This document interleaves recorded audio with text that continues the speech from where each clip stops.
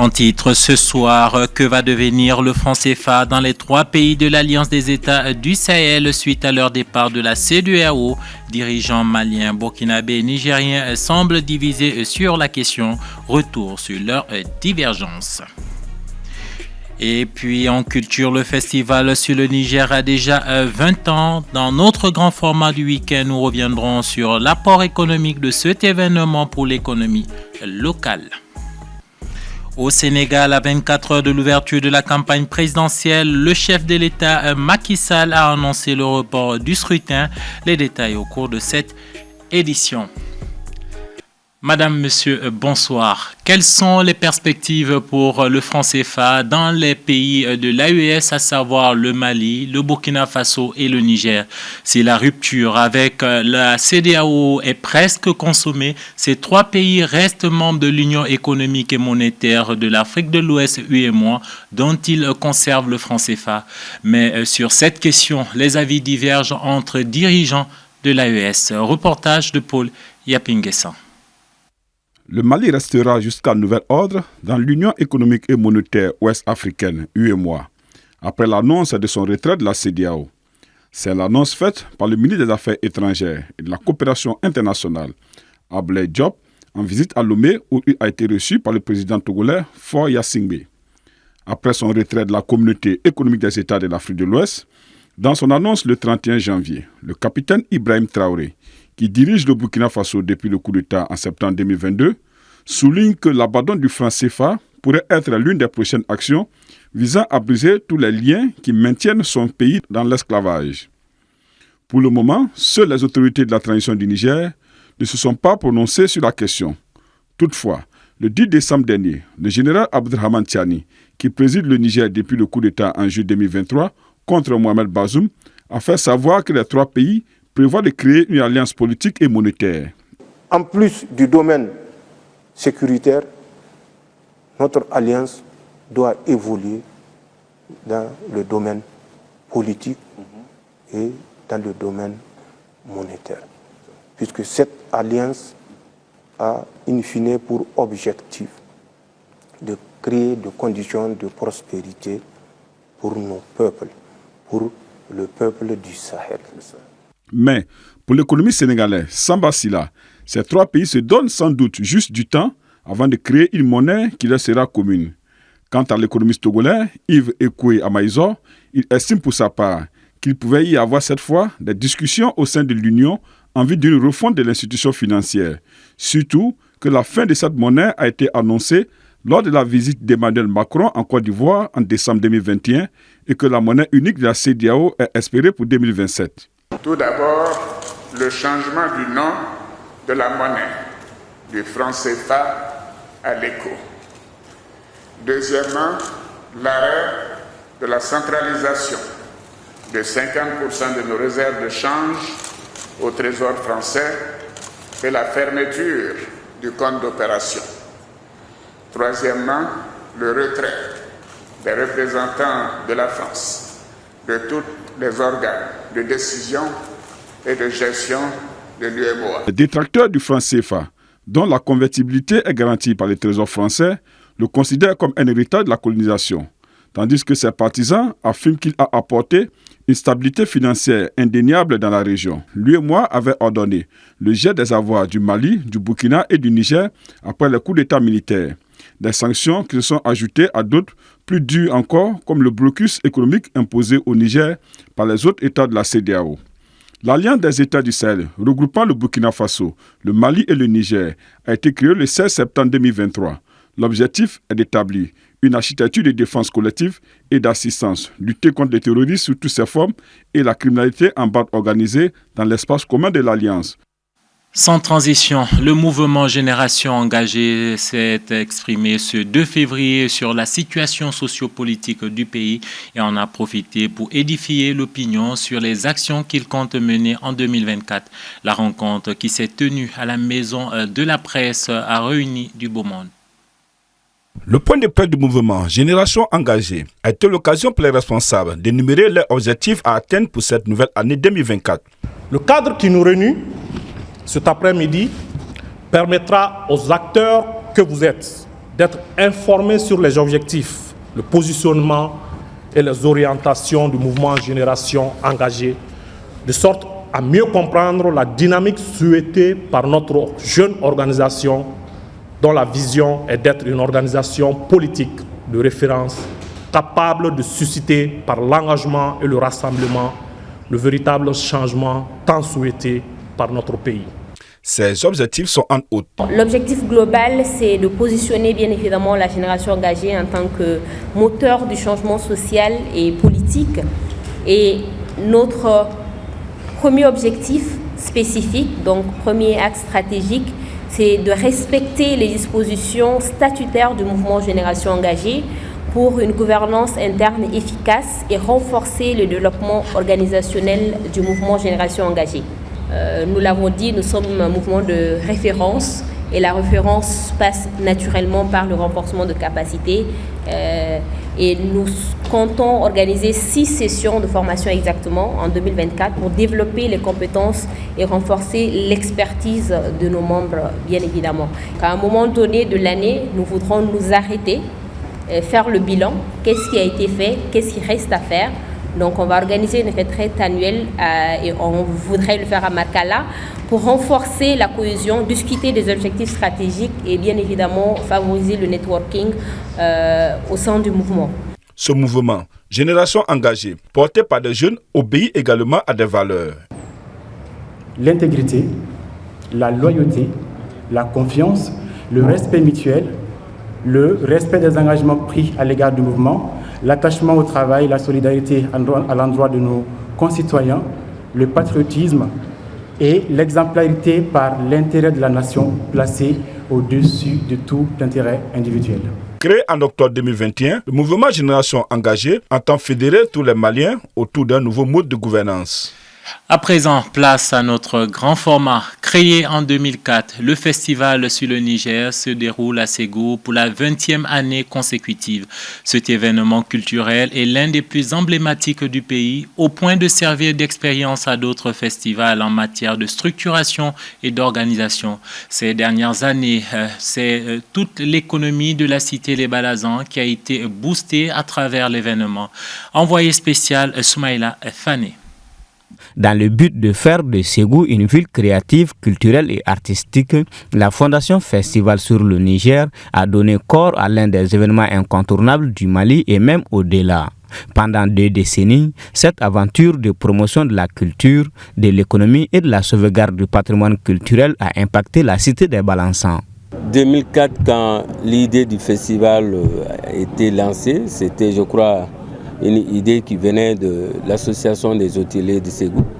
Après avoir fait un constat et un manque, un vide ici, ils sont allés à l'idée du festival. La première édition a eu lieu, un peu, je peux dire timidement, mais depuis 2004, ils ont su tirer les leçons et en 2005, ça a commencé à faire son apothéose, a commencé à s'imposer comme un événement international, vu la participation et la qualité des festivaliers. Donc à partir de là, l'événement a pris corps et forme. Et 2005, 2006, 2007, au fil des ans, il s'est imposé comme un événement incontournable majeur. Pourquoi je dis ça? Parce que d'abord, de l'idée du festival, je crois qu'est née l'idée de la Fondation sur le Niger. Autour de cet événement s'est battu un ensemble d'infrastructures culturelles qui constituent à booster l'économie de la région et à développer son industrie culturelle au point à faire Ségou la capitale culturelle du pays. Au niveau de ces infrastructures, il faut retenir la création du Centre Corée, qui est une preuve palpable que le festival s'est bien développé, a impacté économiquement le festival. Il y a la galerie que beaucoup de gens ne connaissent pas sur l'ancien site, la première galerie d'exposition. Il y a l'ICAM aussi, qui est un institut de formation. Il y a un musée également. Et puis autour du festival, je crois qu'il y a des hôtels également qui sont en train de se développer. Comme impact aussi, il faut retenir le nombre de festivaliers. Aujourd'hui, la moyenne, ça fait 35 000, 40 000, sinon même plus. C'est un homme-là qui est suivi à travers le monde. Ça fait que Ségou est connu, très bien connu, par plus que certaines capitales africaines, sinon même mondiales. À chaque édition, des exposants viennent de partout du pays, mais aussi et surtout de toute la sous-région et au-delà. Les produits qu'on a amenés, même si tout n'est pas fini, quand même il y a l'essentiel qu'on a pu vendre. Même si le prix de stand était bon, on peut dire voilà. Donc on a pu vendre l'essentiel. Alhamdoulilah, ça va.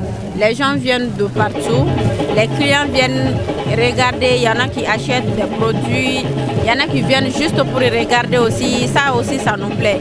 Donc s'il y a des contacts, ils peuvent vous rappeler après, donc il y aura du marché. J'ai envoyé les pains traditionnels burkinabés, c'est-à-dire les ibeka, les tchekafili, les tissus, comment on appelle, de toute façon d'afani mélangé avec du tissu, comme pour vraiment bien habiller les hommes. Ah oui. Aussi il y a pour les enfants, pour les petites filles, pour les petits garçons. Il y a aussi les secrets de femmes pour mettre les messieurs à la maison, les gens pour pimenter les relations sexuelles. Aussi il y a des femmes, vraiment pour avoir un homme c'est pas du tout facile. L'histoire de hygiène et autres. Voilà, règle aussi les situations, on fait la consultation aussi. Il y a de l'encens. Aujourd'hui, affirme le directeur de l'action culturelle, le festival sur le Niger est une véritable locomotive, une référence dans l'écosystème culturel en termes d'organisation des événements. Festival sur le Niger, toujours basé sur la paix, le vivre ensemble et la cohésion sociale. La deuxième saison de la série Les Aventures de Sékou Boiré a été lancée. Cette série est adaptée au contexte actuel du pays et fait la promotion de la fraternité. On retrouve à nouveau Soumaïla Fane, notre envoyé spécial à Ségou.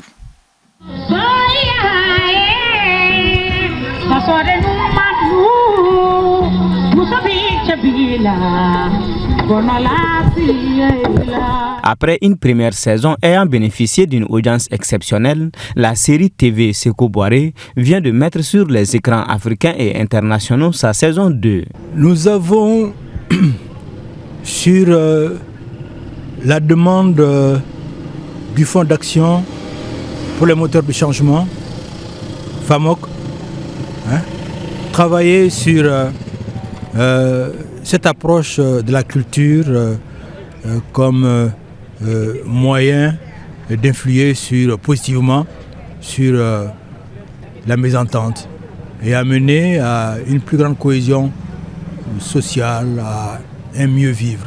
Cette nouvelle série fait suite aux aventures de Sékou Boiré, Guima national, de son vrai nom Habib Damele, dont l'idée originale vient de lui-même et qui a écrit les scénarios de la première saison.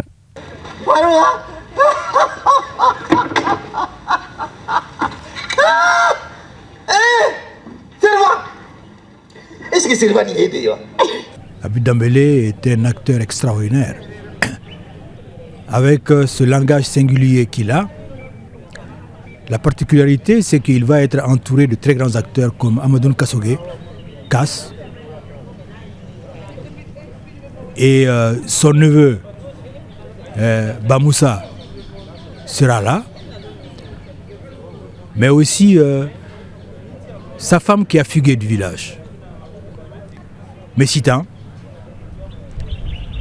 mais ensuite de jeunes acteurs qui vont se retrouver dans le village, qui n'étaient rien du tout que des enfants au moment de la fugue de Messitan, mais 20 ans après qui sont des personnes adultes. Et nous avons quelqu'un comme Alima Togola, Viviane Sidibé, Ramata Sissoko, des acteurs qu'on ne présente plus. Et puis il y a Kari Broba Koulibaly. À la différence de la première, la nouvelle série télévisée met l'accent sur la paix, le mieux vivre ensemble entre les Maliens et la cohésion sociale dans le pays.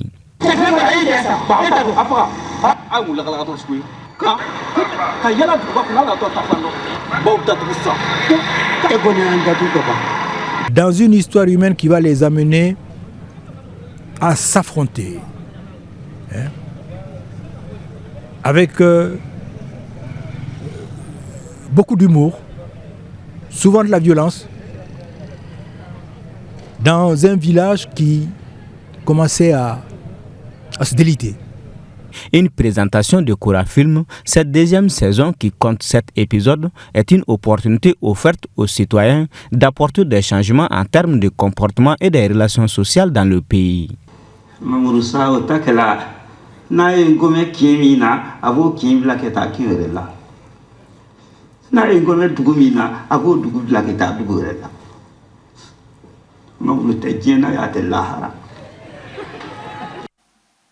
Merci à notre envoyé spécial Soumaïla Fane.